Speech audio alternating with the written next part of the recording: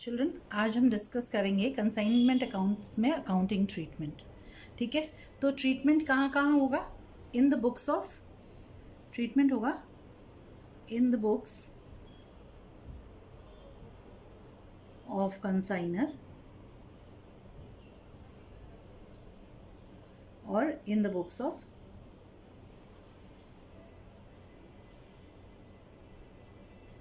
Consignee. Yes children, हम दोनों की बुक्स में अकाउंटिंग ट्रीटमेंट देख रहे हैं। ओके, तो accounting treatment in the books of consignor and in the books of consignee. Yes, हम देखते हैं। Now let us understand this. ठीक है, ये ट्रीटमेंट करें उससे पहले हम ये समझते हैं कि अकाउंटिंग में कैसे होता है। कंसाइनमेंट आपको पता है लिमिटेड पर्पस अकाउंटिंग करते हैं। तो जितना भी एक कंसाइनर जितने भी कंसाइनमेंट्स लेता है, हर की अलग अलग अकाउंटिंग करता है। ठीक है, हर कंसाइनमेंट के लिए वो अलग अलग अकाउंटिंग करता है, अलग से अकाउंट बनाता है। ठीक है, उसके लिए अलग अलग अकाउंट मेंटेन कर रहा है वो। यस, हमें इतना समझ आया है। तो क्या क्या ट्रांजैक्शंस होंगे, क्या क्या अकाउंट्स बना रहे हैं, हमने पहले भी डिस्कस किया। कंसाइनर जो है वो कौन से अकाउंट बनाएगा? Consignment account, consignee account, goods sent on consignment account, unsold stock account, yes, और अबनॉर्मल लॉस अकाउंट। कंसाइनी कौन से अकाउंट्स मेंटेन करता है चिल्ड्रन? कंसाइनर्स अकाउंट है ना, और कमीशन अकाउंट। दो ही अकाउंट मेंटेन करता है, क्योंकि जो गुड्स आए वो भी कंसाइनी को बिलोंग नहीं करते हैं। ठीक है, जो उसको बेच के पैसा आया वो भी कंसाइनी को बिलोंग नहीं करता, वो सब किसको बिलोंग करता है? कंसाइनर को। यस चिल्ड्रन, ठीक है। जब हम कंसाइनमेंट करते हैं तो हम जब गुड्स भेजते हैं जनरली, तो कभी कभी हम गुड्स कॉस्ट पे भेजते हैं, कभी कॉस्ट से थोड़ी ज़्यादा वैल्यू पे भेजते हैं। ठीक है, कभी कभी कंसाइनर क्या चाहता है कि वो कॉस्ट प्राइस बताना नहीं चाहता है कंसाइनी को, वो लीक नहीं करना चाहता, तो वो कॉस्ट प्राइस से ज़्यादा प्राइस पे गुड्स भेज देता है। उसको हम क्या कहते हैं? Invoice price. यस, उसको हम क्या कहते हैं? Invoice price. उसका ट्रीटमेंट हम फिर बाद में समझेंगे। यस, सबसे पहले हम देखते हैं कि क्या अकाउंटिंग ट्रीटमेंट होता है, क्या जर्नल एंट्रीज पास होती है कंसाइनमेंट में से रिलेटेड, कंसाइनी की बुक्स में और कंसाइनर की बुक्स में, दोनों में। ठीक है, तो सबसे पहले ट्रांजैक्शन देखें हम। When goods sent on consignment. ठीक है, कंसाइनमेंट पे हमने गुड्स भेजे हैं। When goods are sent on consignment यानी डिस्पैच किए, कंसाइनर ने कंसाइनी को क्या किया? गुड्स डिस्पैच किए। आपको पता है ना कंसाइनर क्या करता है? कंसाइनी को गुड्स डिस्पैच करता है। ठीक है, तो जैसे ही गुड्स डिस्पैच करेगा, क्या डिस्पैच कर रहा है? गुड्स। ठीक है, जैसे ही गुड्स कंसाइनमेंट पे कंसाइनी को भेजेगा कंसाइनर, वैसे ही क्या एंट्री पास करेगा? Consignment account debit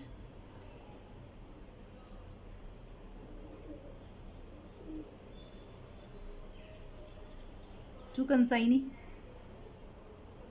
to goods sent on consignment.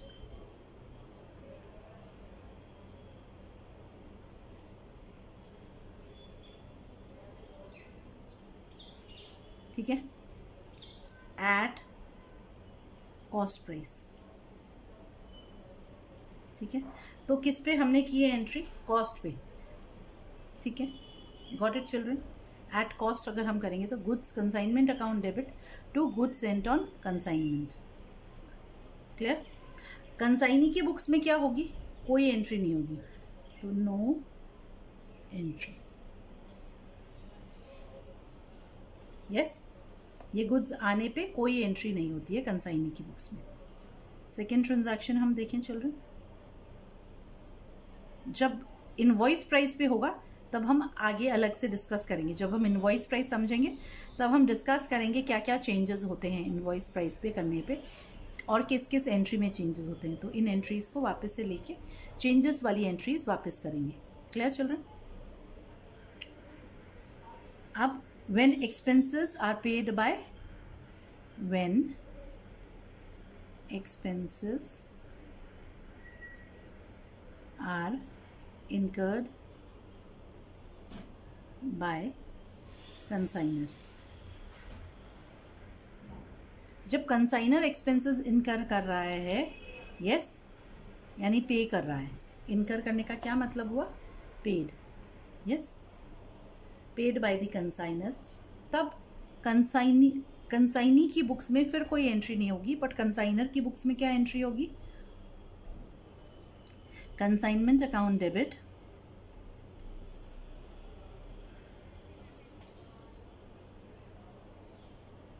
To bank और कैश, जिसमें से पैसा निकला.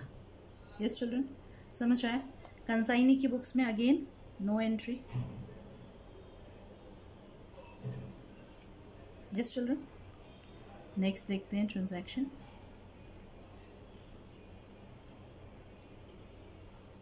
अब कंसाइनी कोई एडवांस पेमेंट करेगा. गुड्स मिल गए कंसाइनी को, तो कंसाइनी क्या करेगा? कोई एडवांस पेमेंट करेगा कंसाइनर को. अगर कोई एडवांस देगा कंसाइनर को, तो कंसाइनर वो एडवांस रिसीव करेगा. यस, तो उसकी when advance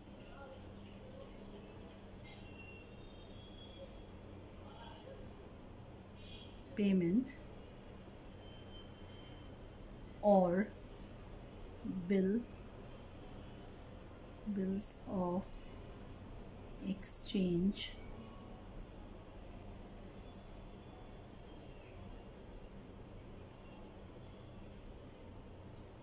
given by consignee. अगर कंसाइनी कोई एडवांस पेमेंट, यस, या कोई बिल ऑफ एक्सचेंज देगा किसको? कंसाइनर को.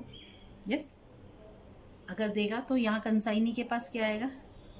अगर कैश आया तो कैश अकाउंट डेबिट. अगर बैंक से पैसा आया, ड्राफ्ट आया, तो बैंक अकाउंट डेबिट. अगर बिल्स के फॉर्म में आया तो bills receivable account debit to consignee. किसने दिया? कंसाइनी ने दिया.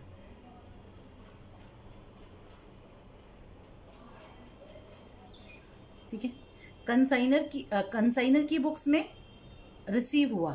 ठीक है, किसने दिया है? कंसाइनी ने. तो कंसाइनी की बुक्स में क्या होगी? एंट्री होगी. यस, इस केस में एंट्री होगी. क्या एंट्री होगी? कंसाइनर अकाउंट डेबिट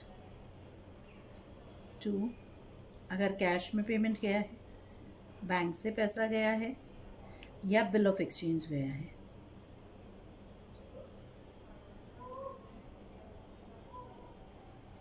तो इसके लिए बिल्स रिसीवेबल और इसके लिए क्या? Bills payable. Got it children? समझ आया यहाँ पे?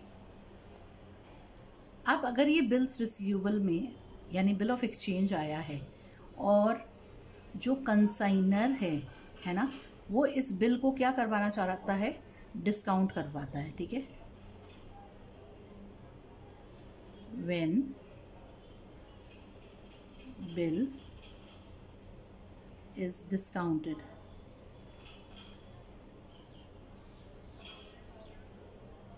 With the bank. यस, अब कंसाइनर बिल के साथ कुछ भी करे, कंसाइनी की बुक्स में कोई एंट्री नहीं होगी.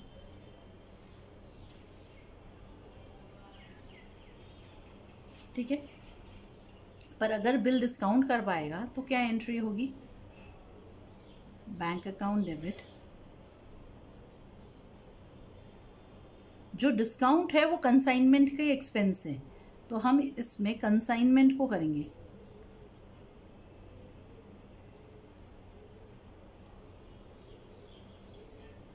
डिस्काउंट के लिए consignment account debit to bills receivable. Yes, और कंसाइनी की बुक्स में कोई एंट्री भी नहीं है. चिल्ड्रन, आया यहाँ तक समझ में हमें? Now children, next transaction, yes, हम नेक्स्ट ट्रांजैक्शन देखते हैं, ठीक है। When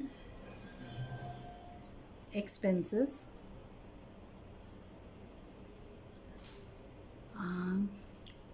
are incurred by the consignee। अगर कंसाइनी कोई एक्सपेंसेस इनकर कर रहा है, ठीक है, जब कंसाइनी कोई एक्सपेंसेस पे कर रहा है, यस, इनकर करने का मतलब हमने समझा, पेड। तो व्हेन एक्सपेंसेस आर इनकर that is paid by the consignee, तो क्या एंट्री होगी हमारी, कंसाइनमेंट के लिए पे कर रहा है वो, तो कंसाइनमेंट अकाउंट डेबिट कंसाइनर की बुक्स में टू कंसाइनी। हम समझें कि ये जो एक्सपेंसेस है कंसाइनी किसके लिए कर रहा है, उस कंसाइनमेंट के लिए इनकर कर रहा है, तो ये सब किसको, किस में चार्ज होगी, कंसाइनर पे करेगा, कंसाइनर की एक्सपेंसेस है, कंसाइनी की पर्सनल एक्सपेंसेस नहीं है। तो कंसाइनी की बुक्स में क्या एंट्री होगी, yes, consignor account debit to cash और बैंक, क्योंकि उसने कंसाइनर की तरफ से ये काम किया है, ये एक्सपेंसेस इनकर किए, उसकी पर्सनल एक्सपेंसेस नहीं है कंसाइनी की, यस। नेक्स्ट देखें हम, नेक्स्ट क्या है transaction, when goods are return by the consignee. अब हम समझे, अगर गुड्स सही नहीं है, कोई कारण है, डिफेक्ट है, यस, तो कंसाइनी उनको वापस भी भेज सकता है, हो सकता है ये गुड्स आउट ऑफ फैशन हो गए हों, ट्रेंड हो गए हों, कोई भी कारण है और कंसाइनी ये गुड्स वापस भेज रहा है, ठीक है। तो हम क्या करेंगे, जो हमने गुड्स भेजने की एंट्री की थी उससे रिवर्स एंट्री पास हो जाएगी। क्या एंट्री पास होगी, goods sent on consignment account debit to consignment account,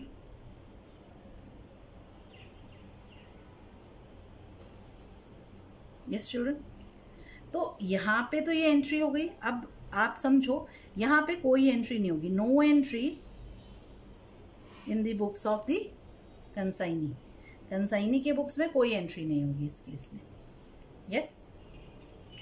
goods भेजने की भी कोई एंट्री नहीं हुई थी, तो गुड्स रिटर्न करने की भी कोई एंट्री नहीं होगी कंसाइनी की बुक्स में। क्यों नहीं होगी, क्योंकि ये गुड्स तो कंसाइनी को बिलोंग करते ही नहीं है, ये गुड्स किसको बिलोंग करते हैं, कंसाइनर को, यस, यस चिल्ड्रन।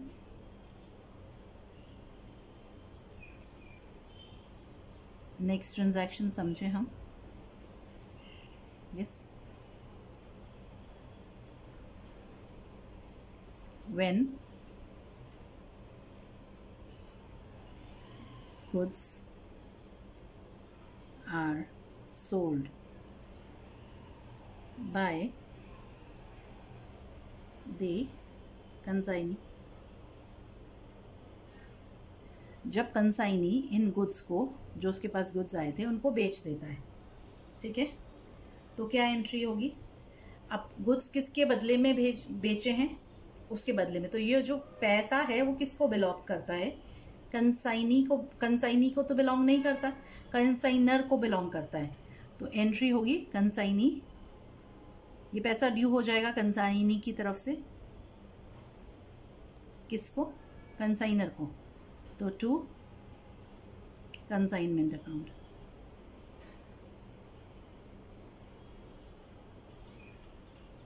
कंसाइनी की बुक्स में क्या एंट्री होगी चिल्ड्रन, होगी ना एंट्री, क्योंकि उसको पैसा मिला है। तो अगर उसने कैश में बेचे तो कैश अकाउंट डेबिट, अगर बैंक में पैसा आया तो बैंक अकाउंट डेबिट। हो सकता है कंसाइनर की परमिशन से वो उधार में इन गुड्स को बेच दे, यस, यानी क्रेडिट में इन गुड्स को सेल कर दे। द कंसाइनी में sale these goods on credit with the permission of the consignor. तो ये डेटर्स किसको बिलोंग करेंगे? कंसाइनी को? नो। किसको बिलोंग करेंगे डेटर्स? कंसाइनर को बिलोंग करेंगे ये डेटर्स। तो इनको हम क्या बोलेंगे? Consignors debtors. इसको कंसाइनमेंट डेटर्स भी कभी कभी बोलते हैं, ठीक है।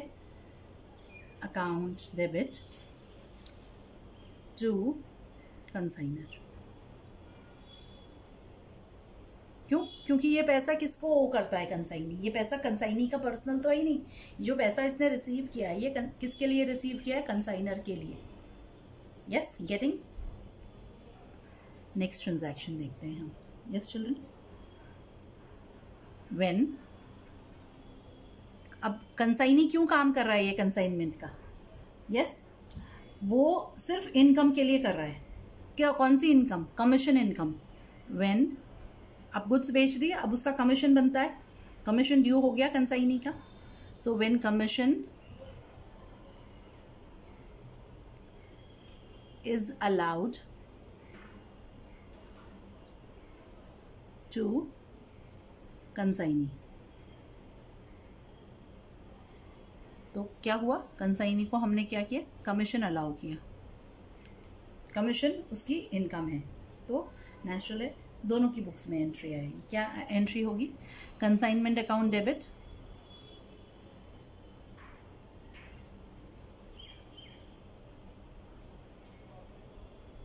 To consignee.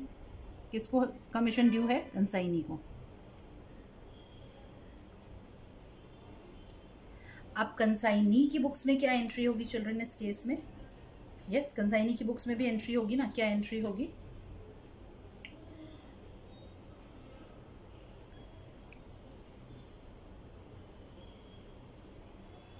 Consignor account debit to commission.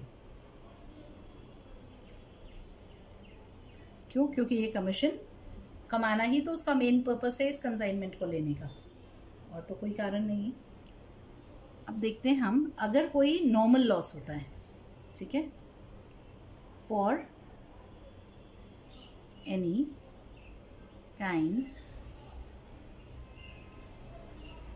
Kind of normal loss, अगर कोई नॉर्मल लॉस होता है, yes children, no entry would be passed. No entry for any normal loss anywhere. Normal loss की कोई एंट्री नहीं होती। क्या होता है normal loss? You have to understand normal loss क्या है। नॉर्मल लॉस का मतलब है कभी कभी, है ना, जो हमारे गुड्स हैं उनकी कैरेक्टरिस्टिक ऐसी होती है कि थोड़ा उसमें कम हो जाता है जो वेट या जो टोटल स्टॉक आया है, यस, वो तो जो नेचुरल लॉस है, अनअवॉइडेबल है, ठीक है। नॉर्मल लॉस क्या होता है? एक नेचुरल या अनअवॉइडेबल लॉस है। नेचुरल या अनअवॉइडेबल है। क्यों अनअवॉइडेबल है या नॉर्मल है? क्योंकि ये गुड्स के नेचर के कारण होने वाला लॉस है, ठीक है। जैसे कभी कोल का कंसाइनमेंट जब होता है ना, तो थोड़ा कोल की क्वांटिटी में नॉर्मल लॉस होगा ही होगा, लोडिंग अनलोडिंग में, क्योंकि थोड़ा कोल जो है वो टूट टूट के डस्ट में कन्वर्ट हो जाएगा। इसको हम नॉर्मल लॉस कहते हैं। फिर जैसे सोप में इवापोरेशन, चीज़ का ड्राई होना, ऑयल या घी का थोड़ा लीकेज होना, ठीक है, और थोड़े फ्रूट्स या वेजिटेबल्स जब आते हैं इधर उधर तो थोड़े रॉटन हो जाते हैं, थोड़े ख़राब हो जाते हैं, वैसा। यस, तो आप कितनी भी केयर कर लो ये लॉस तो होगा ही। इसको हम नॉर्मल लॉस कहते हैं, यस। तो कोई एंट्री नहीं होती है नॉर्मल लॉस की, यस। तो हम इसके लिए कोई सेपरेट एंट्री पास नहीं करते हैं, पर इसका क्या इफेक्ट होता है, जो कॉस्ट ऑफ गुड्स है ना, नॉर्मल लॉस के होने के पहले, that is treated as the cost of goods left after this loss. तो पर यूनिट कॉस्ट बढ़ जाता है नॉर्मल लॉस के कारण। आप समझ रहे हो? जैसे अगर 1000 रुपए के मैंने 100 kg कुछ गुड्स मंगवाए थे, ठीक है, तो एक kg गुड्स का कितना प्राइस हो रहा था, पर यूनिट कॉस्ट कितनी हो रही थी, 10 रुपीज़। पर अगर 1000 रुपीज़ के जब आया वो कंसाइनमेंट मिला तो 95 kg ही बचा था, ठीक है। तो पर यूनिट कॉस्ट 10 पॉइंट समथिंग हो गई, तो पर यूनिट कॉस्ट जो बढ़ गई वो नॉर्मल लॉस है। बस उसमें हम कोई एंट्री नहीं पास करेंगे, कोई सेपरेट जर्नल एंट्री पास नहीं करेंगे उसके लिए। यस चिल्ड्रन, जब हम और क्वेश्चंस करेंगे तो और ज़्यादा अच्छे से आपको समझ आएगा। क्लियर? अब हम नेक्स्ट ट्रांजैक्शन देखते हैं, 10th। Yes,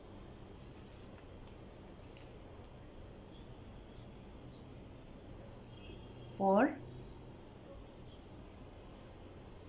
any kind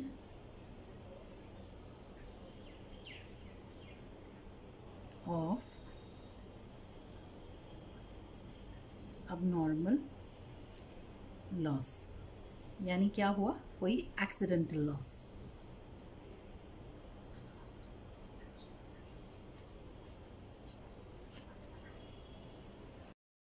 children, abnormal loss यानी एक्सीडेंटल लॉस, ठीक है।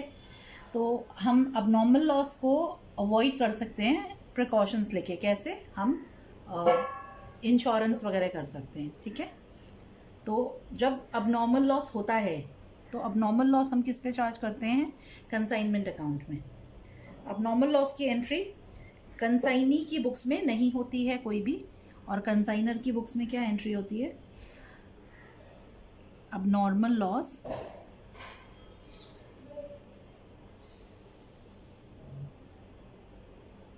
account debit to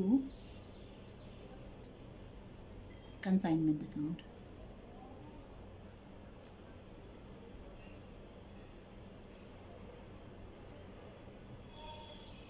ठीक है चिल्ड्रन, हम ये समझें कि अबनॉर्मल लॉस को हमने कंसाइनमेंट अकाउंट में क्रेडिट क्यों किया, ठीक है। तो ये हम समझेंगे कि जो भी अबनॉर्मल लॉस है वो एक बैड लक है, ठीक है। इसका मतलब ये तो नहीं है कि कंसाइनमेंट खराब चल रहा था, ये तो कोई कारण से हो गया, कंसाइनमेंट खराब था ऐसा नहीं है। इसीलिए है ना, हम इसको कंसाइनमेंट अकाउंट पे इम्पैक्ट नहीं डालते हैं। यस, और हम कंसाइनमेंट को फ्यूचर में कंटिन्यू करना चाहते हैं, क्योंकि ये तो कभी होता है अनलकी कंडीशंस, या हम बोले कोई बैड इफेक्ट है ना, बैड लक के कारण हुआ है। कोई एक्सीडेंट्स रोज तो होते ही नहीं है, हम ये भी जानते हैं, ना रोज आग लगती है, ना ये ऐसे होता है। इसलिए हम अबनॉर्मल लॉस को कंसाइनमेंट अकाउंट के क्रेडिट में दिखा देते हैं। यस, एक्सीडेंट लॉस एजेंट का तो है ही नहीं ये लॉस, ठीक है। ये लॉस किसका है, कंसाइनर का ही है ये लॉस, ठीक है। तो कंसाइनी के बुक्स में कोई भी एंट्री नहीं होगी इसकी। अब ये जो अबनॉर्मल लॉस हुआ है चिल्ड्रन, ठीक है, ये अबनॉर्मल लॉस पे जनरली हम इंश्योरेंस वगैरह ले लेते हैं, ठीक है। तो इंश्योरेंस क्लेम जब एडमिट हो जाता है ना, तो हमारी इंश्योरेंस से पैसा मिल जाता है, तो हमारी क्या एंट्री होती है। अब इंश्योरेंस क्लेम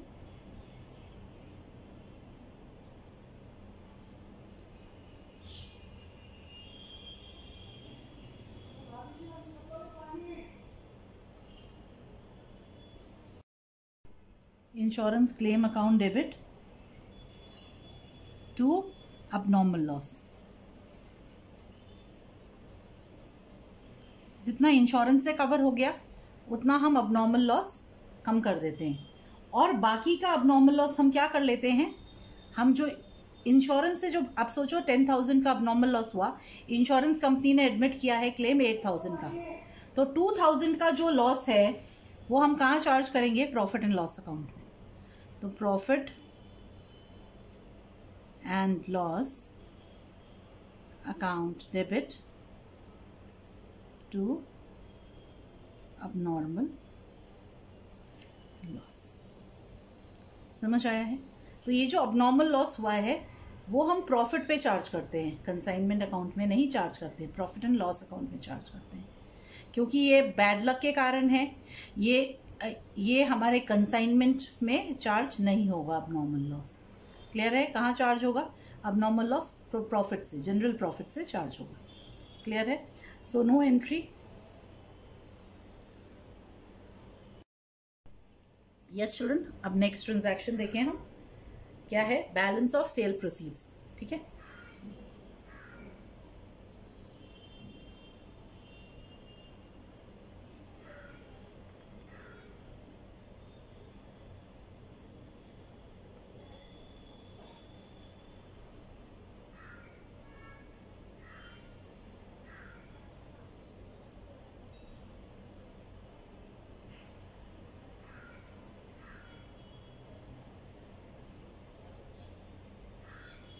कंसाइनी बैलेंस पैसा दे देता है, सेल कर दिया उसने, सब कर लिया, अपना कमीशन काट लेता है। यस, कंसाइनी क्या करेगा? अपना कमीशन डिडक्ट कर लेगा। यस, तो सेल प्रोसीड्स का बैलेंस यानी रेमिटेंस, कभी कभी हमें क्या वर्ड दिया जाएगा? रेमिटेंस। रेमिटेंस रिसीव्ड होगा, remittance receive from the consignor. ठीक है, तो कंसाइनी हमें बैलेंस का पैसा दे देगा। क्लियर है? तो हम क्या एंट्री करेंगे? कैश में भी दे सकता है, बैंक में भी दे सकता है, और बिल्स ऑफ एक्सचेंज के फॉर्म में भी दे सकता है।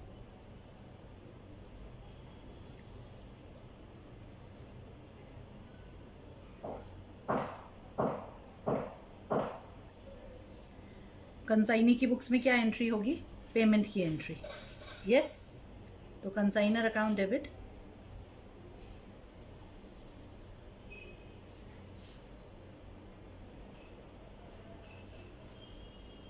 टू कैश, अगर कैश से है, बैंक ड्राफ्ट से है तो टू बैंक, और अगर बिल ऑफ एक्सचेंज से पेमेंट किया है तो to bills payable. Yes, clear है? यस, नेक्स्ट अब हम क्या करेंगे? प्रॉफिट या सेल निकालेंगे। ठीक है, और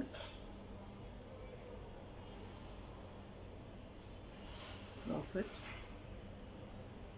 और loss on consignment.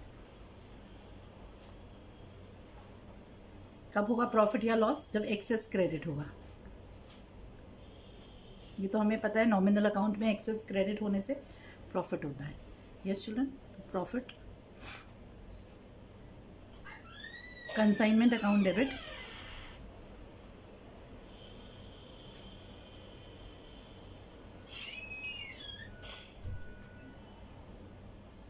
To profit and loss account.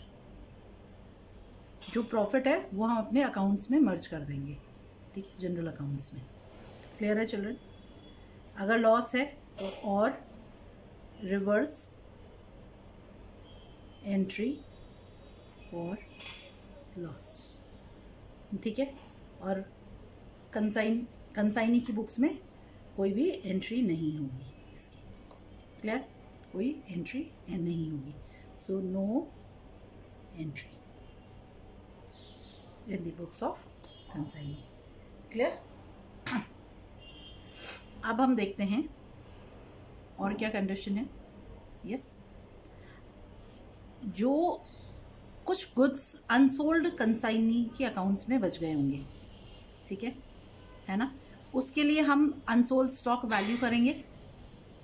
ठीक है, और उसकी एंट्री हम बुक्स में करेंगे। तो क्या एंट्री आएगी हमारे बुक्स में अनसोल्ड स्टॉक की? For stock unsold with the consignee.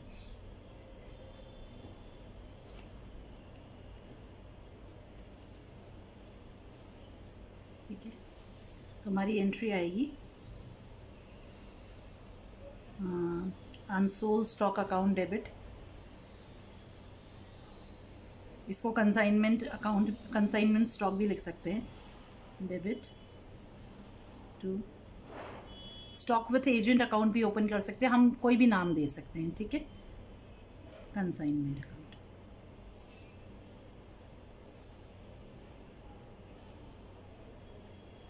ठीक है, no entry passed in the books of the consignee.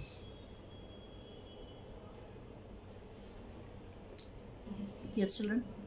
और जो goods sent on consignment account का बैलेंस है, यस, उसको हम कहाँ ट्रांसफ़र करते हैं, ट्रेडिंग अकाउंट में ट्रांसफ़र करते हैं। तो for transferring the balance of goods sent on consignment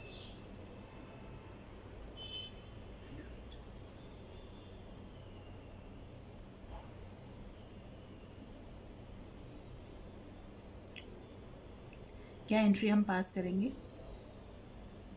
consignor की बुक्स में, गुड्स सेंट ऑन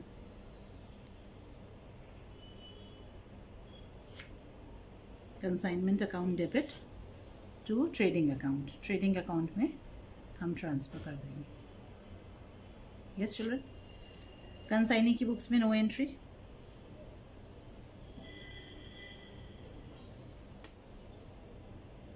अब जो कंसाइनी को कमीशन मिला है, वो कमीशन कंसाइनी कहाँ ट्रांसफ़र करेगा, अपने प्रॉफिट एंड लॉस अकाउंट में। For transferring the commission in consignee's books.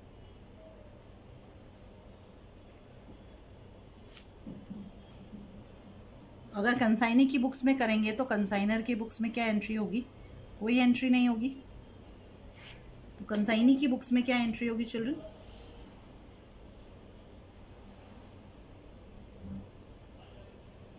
Commission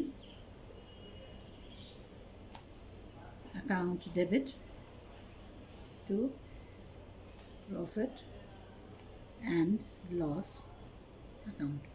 consignee अपने बुक्स के प्रॉफिट एंड लॉस अकाउंट में ट्रांसफ़र कर देगा। क्लियर है?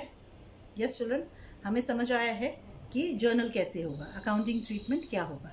क्लियर है? अब वैल्यूएशन समझेंगे हम, अनसोल्ड स्टॉक कैसे वैल्यू होगा, अब नॉर्मल लॉस कैसे कैलकुलेट होगा, ये सब हम अब समझेंगे। ठीक है।